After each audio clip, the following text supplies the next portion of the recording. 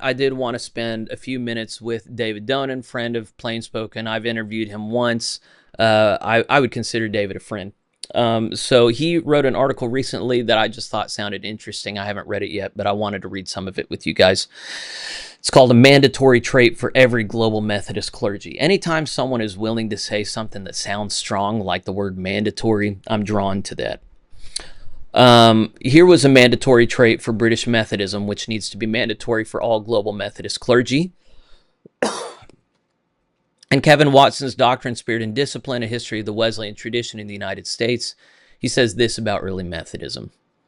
1785 Minutes of the Methodist Episcopal Church's First Polity book repeated language from the British Methodist Minutes about a preacher's potential objection that they did not have a taste for reading. The response was direct and succinct. Contract a taste for it by use or return to your trade.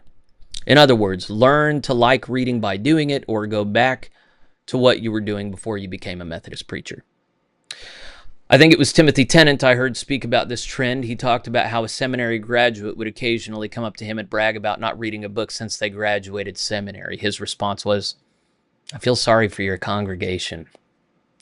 Harry S. Truman is attributed as saying, "Not all readers are leaders, but all leaders are readers." Reading will never replace a vibrant personal relationship with Christ and a healthy spiritual life, but it is an indispensable tool and a God-given gift that no global Methodist minister should neglect. It strengthens the mind, deepens the spirit, and equips leaders to shepherd with wisdom and grace. If you're looking to build your reading muscles, consider starting with Karen Swallow Pryor's On Reading Well. You can also explore my interview with her, where she shares valuable insights on the transformative power of reading. Good for you, integrating your written stuff with your video stuff. Good. What do you think? As Global Methodist Church continues its conversation on theological education, where does the discipline of reading come in? I think that's a good word. Of course, CEOs in particular are known for reading tons of books. The only thing better than reading is writing. And actually, you can't write well unless you're constantly reading. But reading and writing is thinking. And if you don't do these things, then there is no chance that you are going to be a good thinker.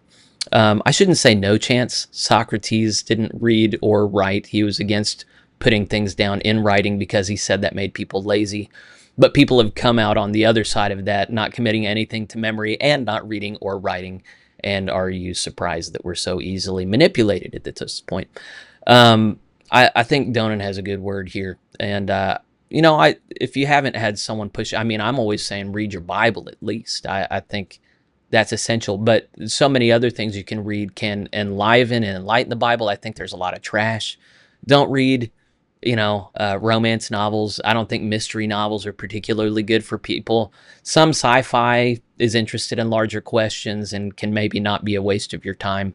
But generally, nonfiction is just a great way to go. Learning about the world you're living in, learning about other cultures, different times in history. This does nothing but bring truth you can't bring truth to the Bible, but you can definitely appreciate the truth of the Bible in different ways as your knowledge base grows. And then especially if you're clergy, you should be constantly growing, testing your ideas, critically engaging the Bible that you're reading, making sure that you're using frameworks and illustrations that speak to the people where they are and lead them to where the Bible's calling them. So I think that this was in really good taste for Donnan to publish. And you might consider his website is David Donnan, DONNAN.com, and you can go and subscribe to him, and you should. He's one of the few people putting out content for the larger global Methodist body to consider as we navigate our way through the world.